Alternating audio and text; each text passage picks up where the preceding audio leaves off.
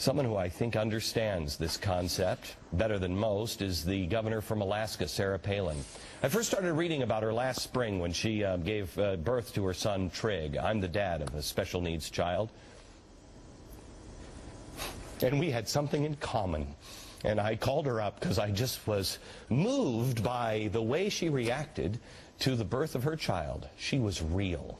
I, for once, didn't feel so alone. I didn't feel surrounded by others, and neither did she. Her approval rating as governor at the time was about 90%.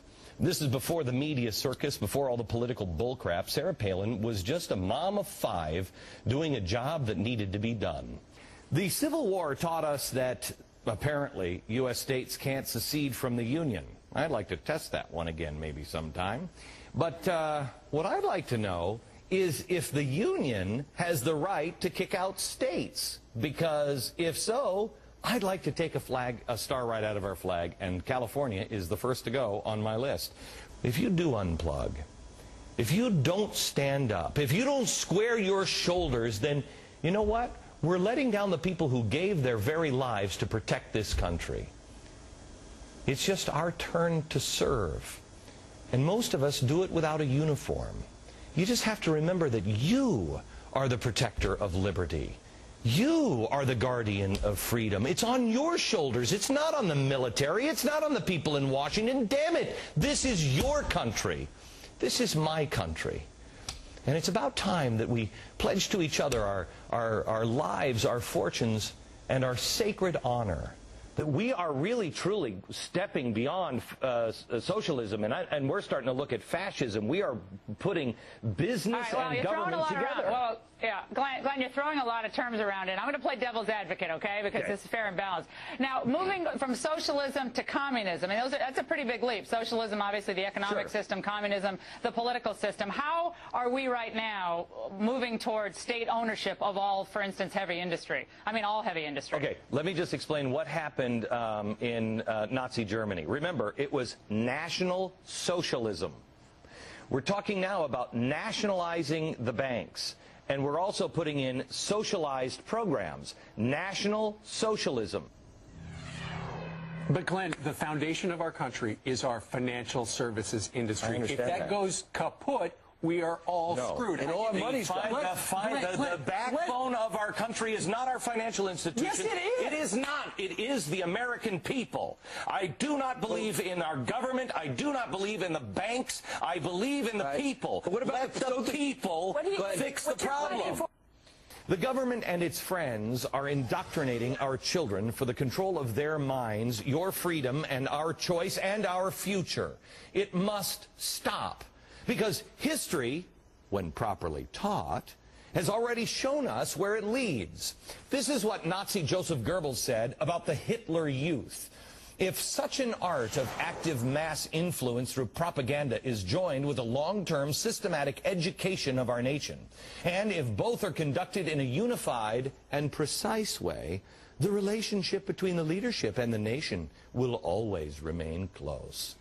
Well, what's next? If Mom and Dad decide to keep the temperature above 72, should our Gore youth report, Mom and Dad?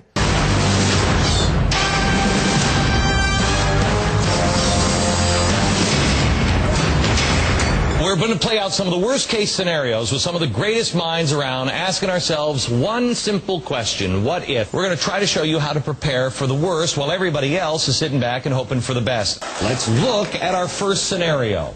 It's the financial meltdown. The year is 2014. All the U.S. banks have been nationalized. Unemployment is about between 12 and 20%. Dow is trading at 2,800. The real estate market has collapsed. Harold, gosh, you're one of the spookiest dudes I know. Because for you, this is like not a war game. You think a lot of this stuff is really coming.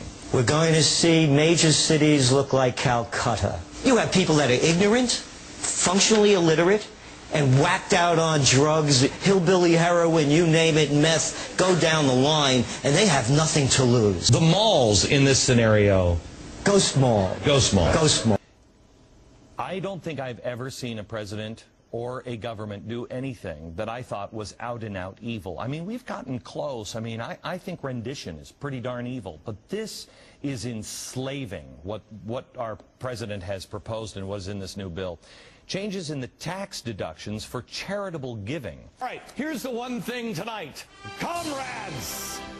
Comrades, there is good news from the Western Front. Our glorious revolution is starting to take hold on a global scale. Just listen as Comrade Brown pounded our propaganda into the minds of the clueless capitalist pigs today. Listen up. We should seize this moment, because never before have I seen a world willing to come together so much. Never before has that been more needed, and never before have the benefits of cooperation been so far-reaching. If we could just have the globe all together. Oh, how right he is. Even a child knows that a collective is stronger than the individual. That's why you'll be so pleased by the good work, the agents that we've planted inside our great worker organization, the AFL-CIO. These workers have united at their winter gathering in Florida to improve life for you, the average worker. Oh, it's great. Wait until you see the opulence. We'll show it to you in a minute. This is what bothers me. When we put science in front of ethics, we start having a bunch of people walking around, especially progressive scientists, walking around in little white coats and talking about, hey, we can make the master race. Why don't we go ahead and use eugenics? That happened in America with progressives and science when they decided that we can make people better, and they took out all of the ethics.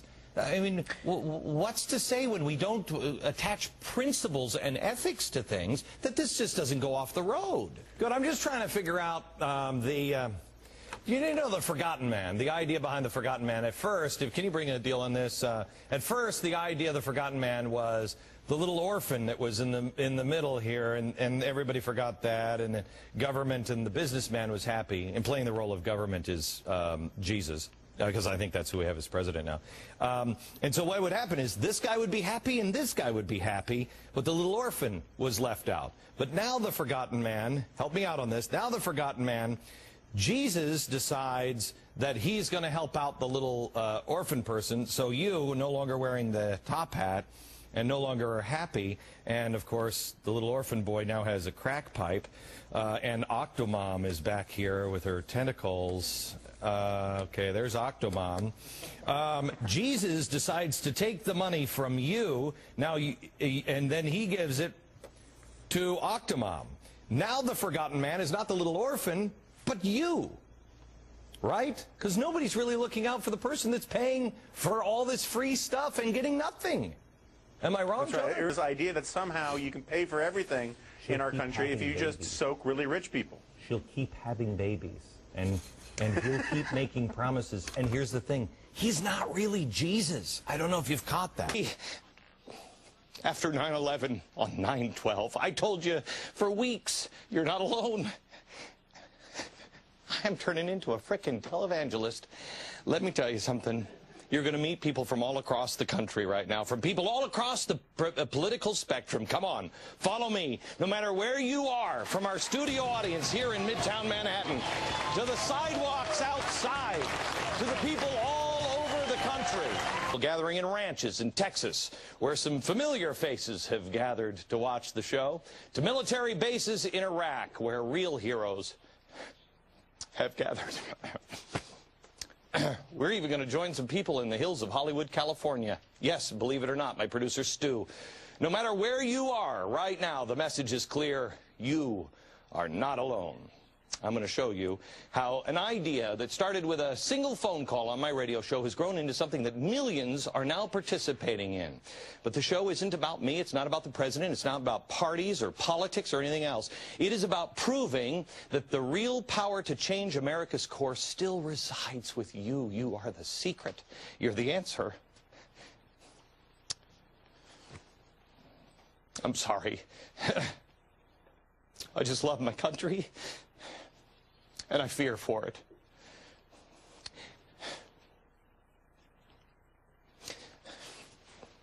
And it seems like the voices of our leaders and special interests and the media, they're surrounding us. It sounds intimidating.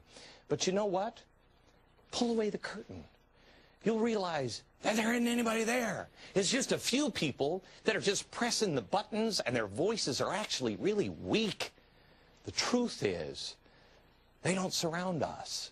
We surround them. This is our country. Second thing is that, you know, I was called, who was it that called me today, a populist.